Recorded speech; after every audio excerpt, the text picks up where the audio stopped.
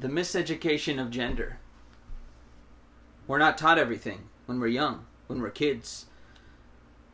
And it's really sad, annoying, that I have to learn things now when I'm older, instead of learning them when I'm a child and understanding when the birds and the bees talk, if you want to call it that, is talked about. But that proves one thing. Other species don't have this talk. It's instinctual. It's completely a part of their apparatus after birth. Ours isn't. So these conversations are only half-assed, basically. We're not talking about the whole ass. We're leaving out the opposite genders and the complete form of what their makeup is. And not just makeup you put on the face. And I think that's really what it comes down to. Every part of what the opposite gender is now to a person is pretty much superficial. So when you're talking about how people are attracted to people, it's only superficial because we were only made up of superficial things.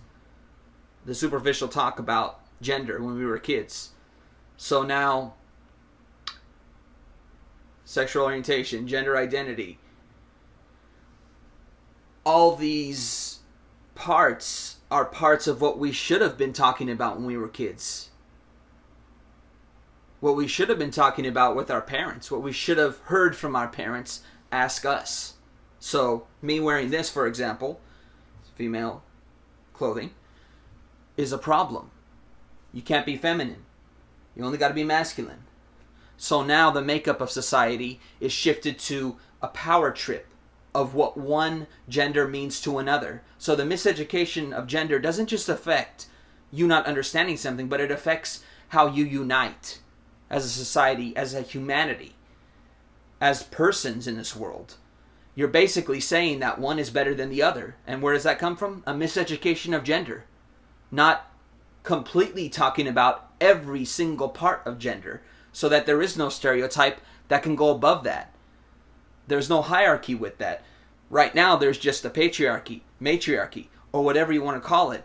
And so everything is now based on this biased attempt to make everything about power and control.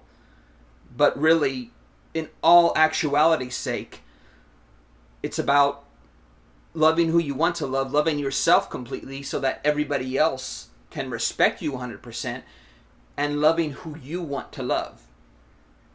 Extending all that outward and inward for yourself and for everybody else. But that can't happen if we have a miseducation of gender, if we don't work on those pieces of ourselves so that we can say, you know what, this is a lot of stuff to discuss and to be occupied in. But if you're just making jokes and stereotypes about what the opposite gender is, you're not getting anywhere. You're basically saying, that's all they're going to be to me. Well, then that's all that opposite gender is going to mean to you now. And it's not only going to be that person you're talking about, it's going to be the scope of everybody. And it's not going to stop at just one stereotype and one person you see. It's going to be on every single person. Just as much as I said earlier where people have said to me, males especially that were so masculine, were like, you can get a pussy anywhere. That's just a pussy. But that is the actuality of it. Well, then what was the point of you getting married if all it is a pussy? And so when it comes to penis and pussy and everything else, those accolades and complete, I would say distant dimensions of what you see doesn't create a dynamic fullness to what gender is. And that's the miseducation. We don't make a fullness of what gender is. We just label it this only, and that's all it can be.